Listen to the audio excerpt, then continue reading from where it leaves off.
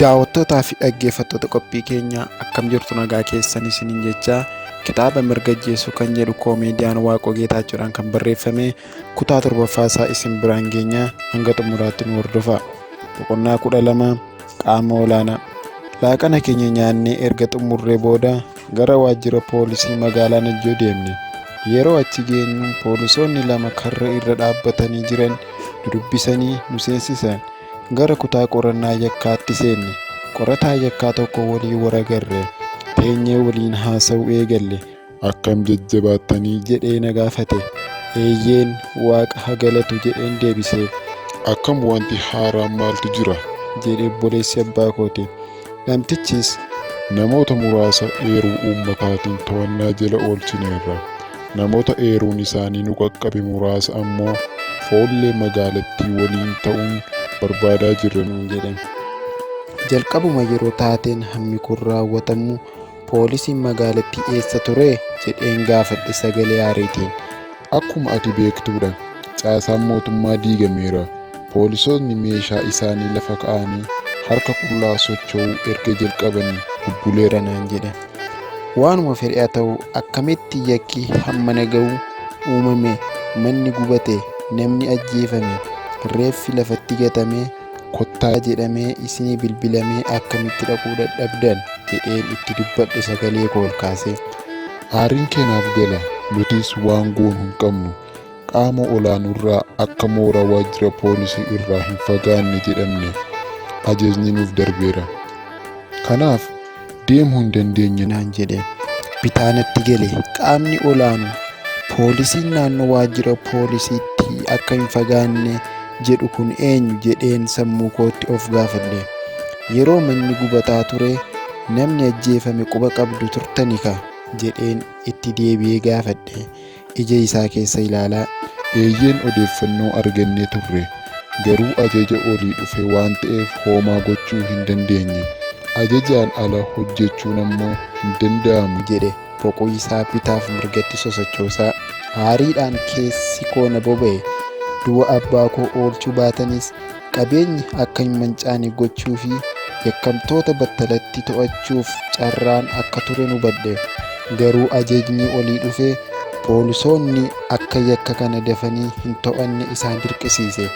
Harka koo aboottifadhee minjaala rurrukutaa sagalee guddaadhaan "A'aa kan abbaa koo ajjeese qaama olaanaa ati jettu kanaadha ka" jedheen isa gaafadhe.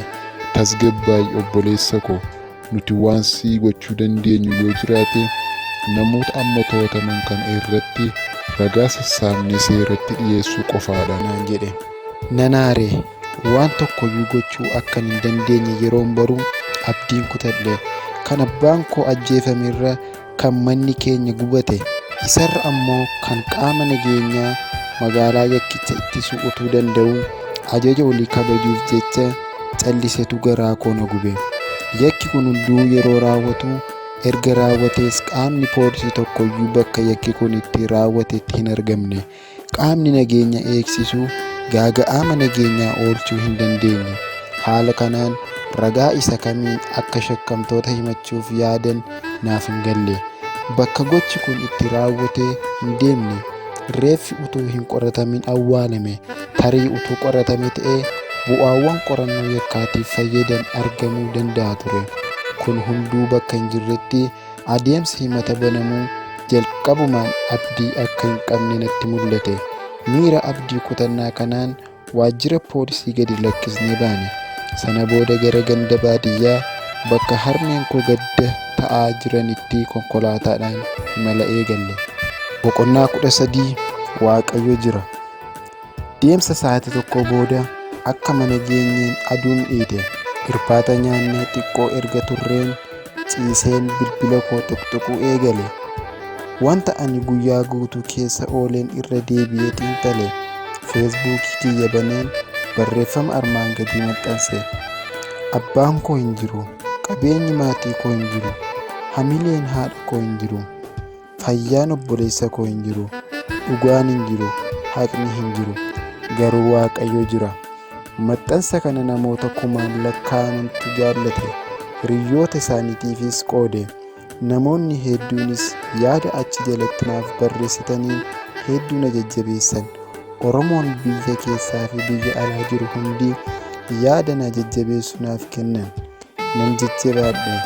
Oduun isaa biyya keessaa fi alatti akkana tamsa'ee akka ture hin barreen ture. Oromoon kaabaa, kibbaa, ba'aa fi dhihaa akkasumas biyya hambaa jiraatu yeroo sagalee jajjabina akkasii naaf barreessu nan gammade. Saba akkasii keessaa dhalachuun nama boonsa. Odeeffannoo kana eessaa argatanii kan jedhu garuu gaaffii natti ta'e.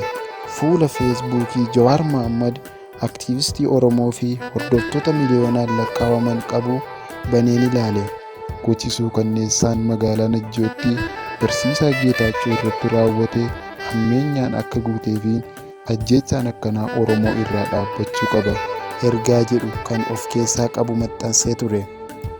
Itti aanseen waloo beekamaa dargaggeessa Oromoo fi hiriyaa koo mooraa yuunivarsiitii kan ture Lataa Qananii fuula feesbuukii isaan ilaale. Barruun fuula feesbuukii isaa irratti maxxanfamee ture akka armaan gadii kana jedha. Mucaan argitan kun Waaqoo Geetaachoo jedhama. Waggaa 8 duraa kaaseen beeka. Mucaan kun yuunivarsiitii Finfinneetti kompiitar saayinsii barate.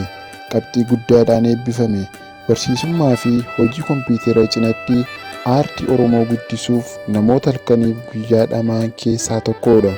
Yeroo yuunivarsiitii turerraa kaasee hanga ammaatti fiilmii fi koomeediin Oromoo sadarkaa ammayyaatti akka ce'uuf dhamaatii inni gochaa jiru namoota hedduutu beeka.